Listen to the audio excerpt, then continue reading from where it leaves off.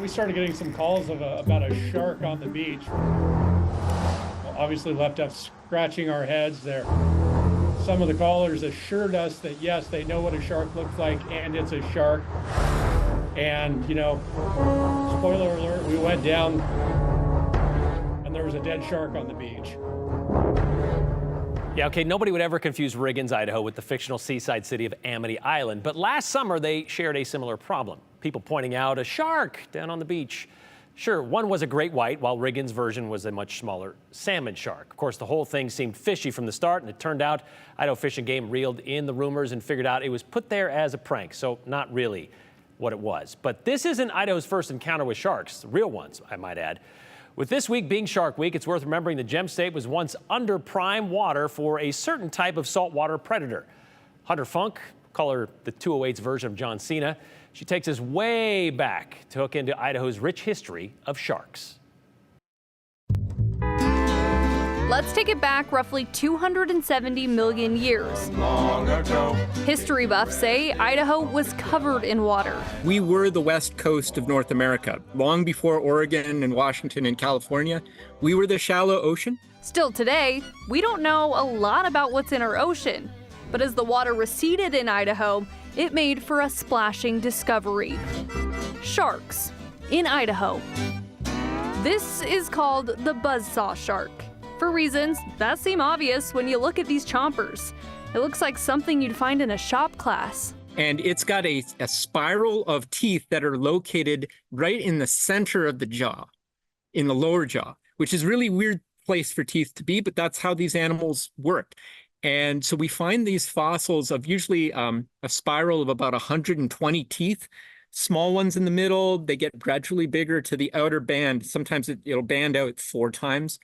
And we find those fossils pretty commonly in the rocks here in southeast Idaho.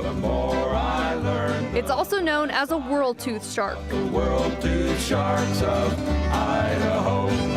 These sharks are not small. We suspect was about 35 plus feet in length. Biggest animal on the planet at the time, right here in Idaho. Idaho Museum of Natural History director and paleontologist Dr. Leif Tapanilla dedicates his life to unearthing Idaho's history. Have you discovered one? Yep, we find them on occasion. We went out in the Tetons to go looking for them. They're all in this region. It's really fun. Tapanilla says while people might not know Idaho is home to these sharks, we do know that Idaho is home to mines, open for more than a century, digging up phosphorus for fertilizer.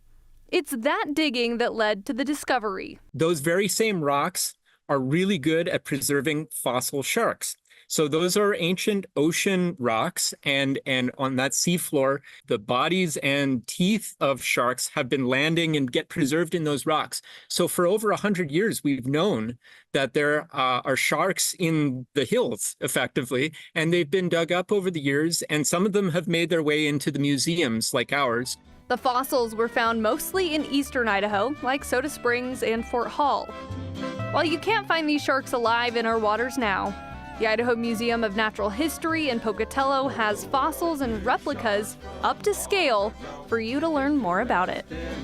It's really a mind blower to think that these animals were here and we've got the fossils to show that. The world-toothed sharks of Idaho. The museum's lab is working on one fossil that was recently found in Greenland back in the 1950s. They're hoping to have that one fully figured out and on display for folks in the next probable 2 years. Okay, so I'm guessing it takes about that long because they found lots of them, but how long does it take from when they find them for them to end up in a museum? Yeah, it kind of depends, right? This one sounds like it's going to be about 2 years that they're going to get it. Other ones can take decades. It just Really? depends on what you can find and what you can learn from it. Wow, okay, so yeah, it's pretty good.